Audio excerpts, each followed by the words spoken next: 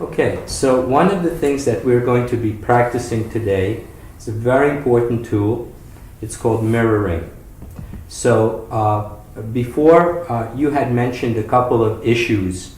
I would like you to take one issue that you feel is really kind of hurtful or frustrating or upsetting to you. And I would like you to communicate that issue to the other person.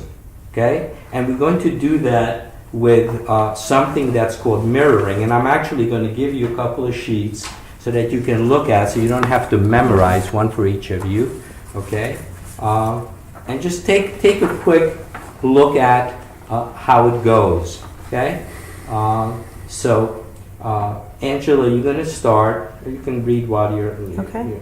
You're going to start, and you're going to tell Nick something that maybe you have mentioned a number of different times, and you just kind of never felt heard. It was never resolved. Perhaps it was an argument or something like that. You will tell Nick in 2 or 3 sentences, not more. Nick, what you're going to do is just simply repeat word for word what you're hearing. Mm-hmm. Once you did that, once you're finished, then you're going to ask Angela, did I hear you correctly? Mm-hmm. And if she says yes, if not, then you repeat, and you can say, well, could you repeat it? And we try it again. But if she says yes, then what you're going to do is ask her, is there anything more? Right. Okay? You can ask her, and if there is, then you continue 2 or 3 until you feel that it's finished. So we Okay? repeat those steps. And, Yeah. Each time, you repeat what you heard. You ask, did I hear you correctly? And it's there. I gave it to you so that you can kind of follow the directions. Okay. Is there anything more? Right. Once Angela says no, then you can say, well, would you like me to respond? Or you can say, could you respond? Right. And if you don't want, then you just say no. And okay. You might not be looking for a response. You might have just wanted to be able to say it and know that Nick heard it. Okay. Mm-hmm. Okay? So do you have something that you like to communicate, some situation or upset that you feel is unresolved? Maybe you tried Yes. before, but it's unresolved. Yeah. Oh, yes. Oh, yes. Okay. So then just begin with there's something.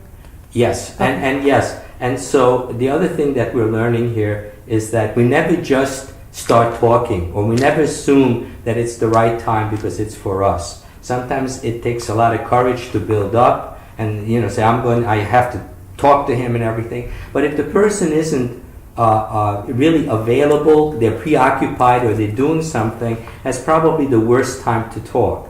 So for the sake of respect and for the sake of having someone really pay attention to you, what you want to do is ask.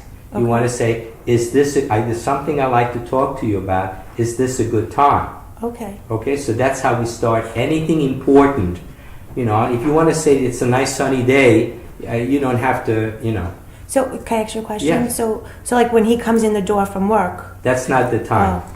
That's not the time. You got it.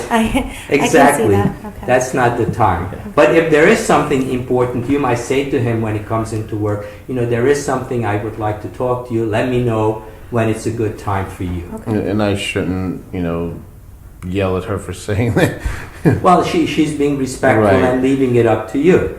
Yeah. Right. But when somebody comes in and maybe you're on edge, you had a bad day at work, it's a little harder to control yourself. Then you might just snap back and yeah. Okay.